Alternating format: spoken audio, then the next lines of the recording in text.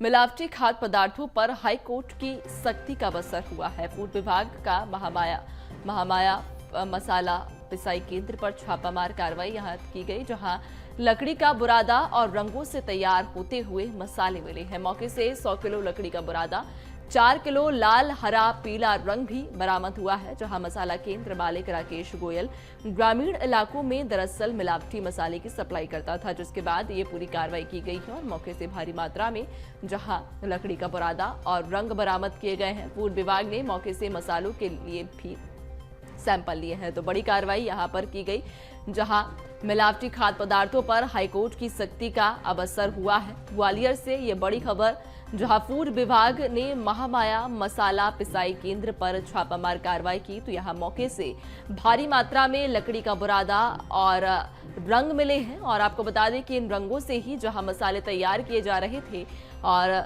अब ऐसे में बड़ी कार्रवाई करते हुए जहां छापामार कार्रवाई की गई है। मसाला केंद्र मालिक राकेश गोयल ग्रामीण इलाकों में दरअसल इन्हें सप्लाई करवाते थे, मिलावटी मसाले की सप्लाई करते थे, जिसके बाद ये कार्रवाई की गई और मौके से भारी मात्रा में लकड़ी का बुरादा और रंग भी बरामद हुए हैं।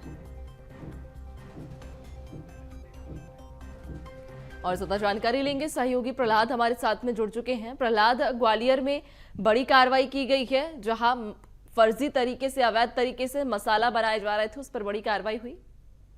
हाँ बिल्कुल नैन्सी, ग्वालियर चंबल अंचल में अगर बात करें तो मिलावटी और नकली खाद्य पदार्थों की जो बिक्री है वो धड़ल्ले से जारी है और उसकी जीती जागती तस्वीर ये ग्वालियर में देखने को मिली। यहाँ मिलावटी जहर की बड़ी फैक्ट्री पकड़ी है। फूड सेफ्टी डिपार्टमेंट ने महामाया मसाला पिसाई केंद्र पर जब छापा मारा और वहां देखा कि लकड़ी का बुरादा और रंगों से मसालों को तैयार किया जा रहा था।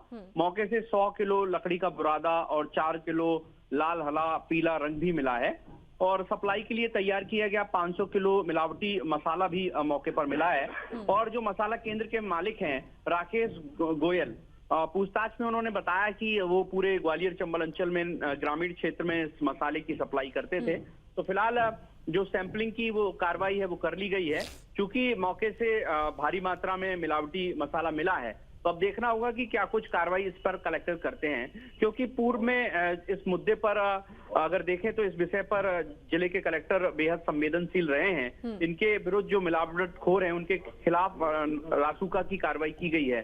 तो अब देखना होगा कि इस मामले में क्या कुछ कार्रवाई होती है। जी बिल्कुल प्रहलाद, चूंकि जहां लोगों की जान के साथ खिलवाड़ यहां किया जा रहा था, साफ तौर पर जो मसाले खाने में उपयोग किए जाते हैं और एक जरूरी रोजमर्रा की एक जरूरी चीज मसाले जिन्हें कहते हैं, अब ऐसे में अगर मसालों के साथ मिलावट की जाएगी, लकड़ी का बुरादा चूंकि उपयोग किया जा रहा था, लोगों के लिए भी खतरनाक साबित हो सकता था। क्या लगता है कितनी सख्त कार्रवाई की जाएगी अब?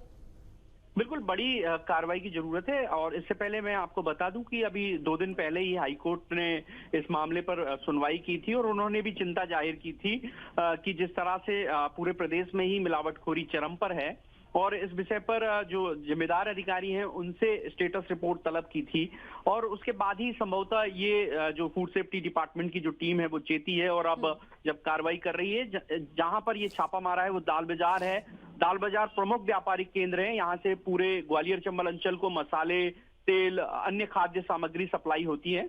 तो देखना होगा कि जब बुरादा मिला है लकड़ी का और ये स्पष्ट हो चुका है कि मिलावटी मसाले ग्रामीण अंचल में ग्रामीणों के स्वास्थ्य से खिलवाड़ किया जा रहा था, तो अब तक क्या कुछ कार्रवाई कलेक्टर अब आगे करेंगे और क्या कुछ बड़ा एक्शन इनके विरुद्ध होगा।